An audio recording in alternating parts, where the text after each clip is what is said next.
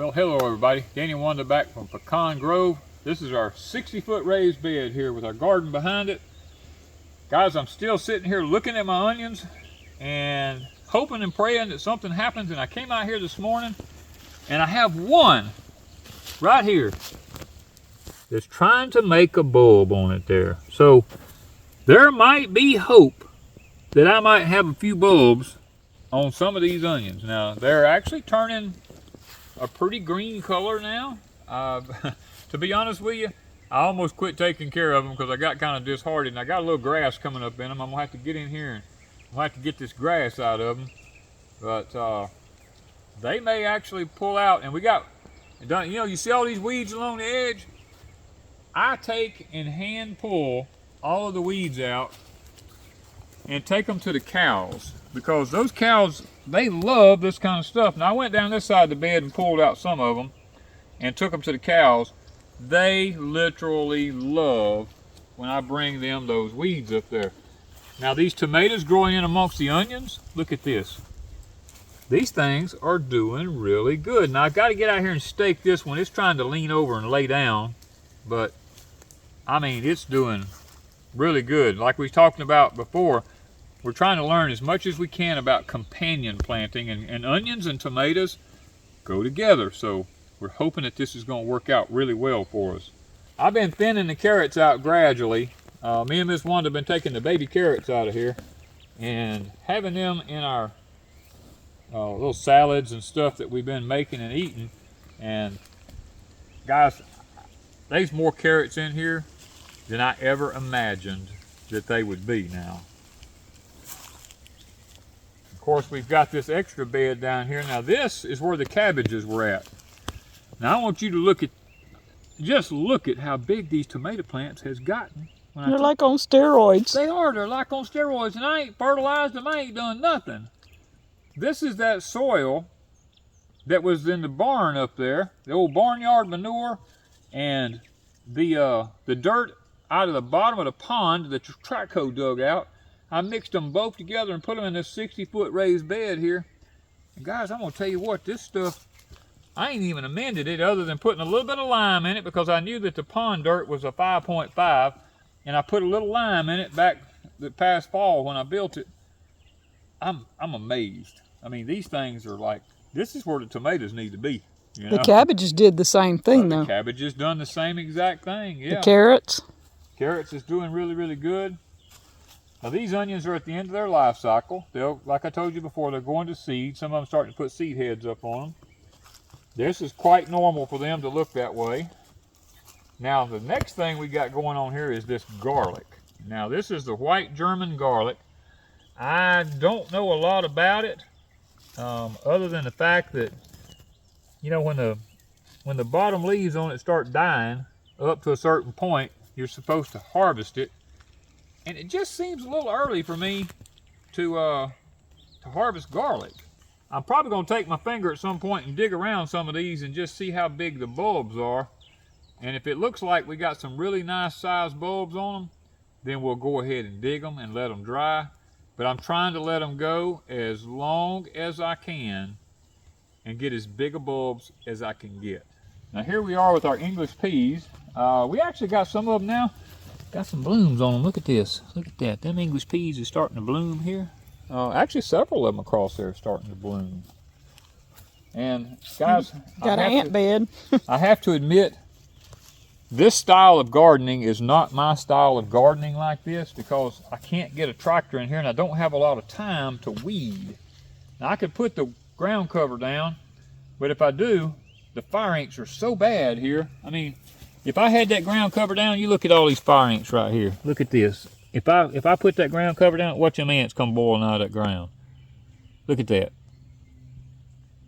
Yeah, I'd have nothing but one giant ant bed here. I'll have to come down here and deal with them a little later on, but the English peas are doing... Look how tall that one on the other side is. Yeah, look at this. I mean, those are actually growing really big. It almost makes you wonder if a pea from another variety didn't get in it. Who knows? Who knows? But, and then the elephant garlic I have planted here. It's finally looking better than it did. Yeah, it just won't warm up where the stuff will grow. It just, I mean, it's finally starting. Now I did come down with the hoe the other day. I had a few minutes and I hoed around the cucumbers right here. That one's starting to grow. This one is putting on some trindles right here. I'm hoping that it'll get to running up this thing where we can get it covered up here. Now these old ragweeds here, I'm letting them go because cows love ragweeds. And when they get up here about this tall, I'm gonna pull them up and go feed them to the cows. Now look at the cucumbers on this end. These are really starting to pop over here. They're starting to look pretty good. I actually hoed around them a little bit, and I did the same thing around the squash here. Now the squash, I came back and I transplanted some radishes in between all these squash that's right here. On each one of them I got radishes transplanted in between them, and hoping for a good squash bug deterrent there, because radishes are supposed to be good. And look, we got one blooming. I just now seen it. Look at This is the yellow squash, right? This is a yellow straight neck here. Wow. Oh, well, look at here. Got one right there fixing to pop out. We might have squash. We don't have squash this early in the year. Wow. This one's even got little squashes. That one's got little squashes. Yo, that's when they get to that point, within the next week and a half, if we don't get a storm in here and destroy them, within the next week and a half, we'll have squash. That's amazing. I ain't never had squash this early in the year. No. These tomatoes are starting to finally begin to pop a little bit. This is the early girls. We're going to try to get them up on this trellis growing up here. They're an indeterminate. Same thing goes with these ragweeds in here. We're going to let them go and come in here and hand pull them up. And then here we go. We got another early girl over here. But look at the tomato.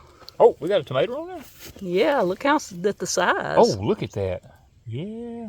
We might have tomatoes in for long. We don't get some bad weather.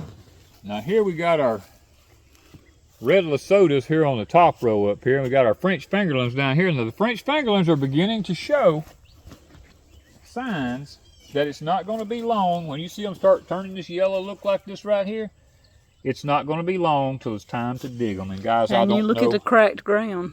I don't know that I have ever dug potatoes. In April? In April. It's usually May. I have at the end of May, because we went to a conference one time. It was May 6th. May 6th, we dug some of these. Mm-hmm. I don't know that I've ever dug the French fingerlings that early. But we'll see. We'll see. Now, a lot of people ask about the peanuts. Now, the peanuts are hard to find. I came down here with a hoe. They're kind of scattered around, but there's one right here. This one, actually, I found it right here. And I know it's kind of hard to see them down the road, but I found a few scattered around through there that actually came up. And now that it's warming up a little bit, I might actually go back and just replant in between them. Well, here we are with our Cherokee yellow wax beans. And look at him. They are starting to bloom. Look at this. Isn't that amazing? I mean, I just plowed them with the tractor the other day and fertilized them with it. That's the beautiful thing about that cub. I could get over them. Whoop. Well, guys, I'm going to have to move because my deer deterrent got me. Okay, now that the deer deterrent has shut up, we can move on here. The Cherokee yellow wax beans, they're actually blooming. Looks like early. Way early. I mean, they don't have that many leaves compared to blooming. They ain't got enough leaves for the blooms. Oh my goodness. But I'm happy. It don't matter to me. I'm still happy. Well, guys, I'm inside the dog cage, and this is probably the most pitiful looking sweet corn I've ever grown. This was the no-till experiment. I planted over 200 seeds. I got way less than 100 of them even come up. I probably ain't got 50 of them that's out here. And it looks pitiful. I spent an hour and a half in here the other day with a hoe trying to hunt out every one of these little corn stalks and amongst all the weeds that was in here.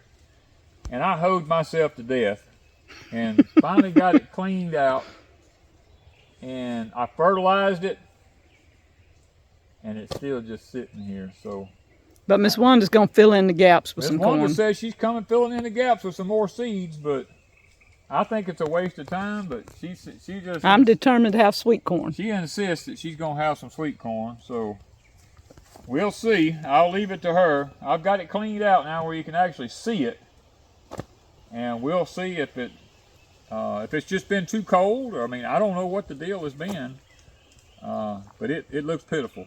Well, guys, we're having to stand behind the dog monitor here, the deer deterrent thing right here, because if we get out in front of it, it's going to go wacko on us. The rutabagas are, the leaves on them are trying to die off a little bit.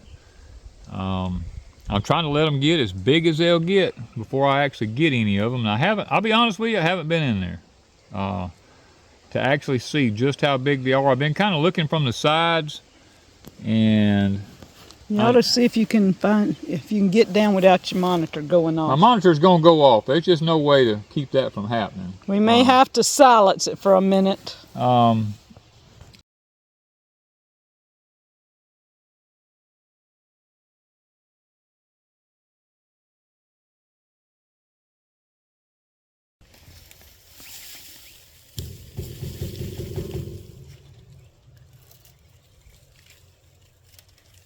These are the purple top rutabagas. I'm going to take this one out. As long as we don't move, that machine don't get us, but if we start moving, it's going to go off again. Yeah. They're not as big as they could be, but they're good size. They should be good eating size. Oh yeah, they like a turnip root. Well, guys, we got a handful of weeds out of the rutabagas for the cows. I got a few rutabagas here for us to eat. Those little roots are nice, young, and tender. So we're going to be adding them to the rest of our stash that we get. That's the whole goal at Pecan Grove now, is to be able to eat something daily from here. So if we needed, we could have onions. We have plenty of onion tops if we need some onions to go in with them. There's one that got some radishes over there she got from the other high tunnel over there. So we're going to go probably pull a few carrots up here in just a minute.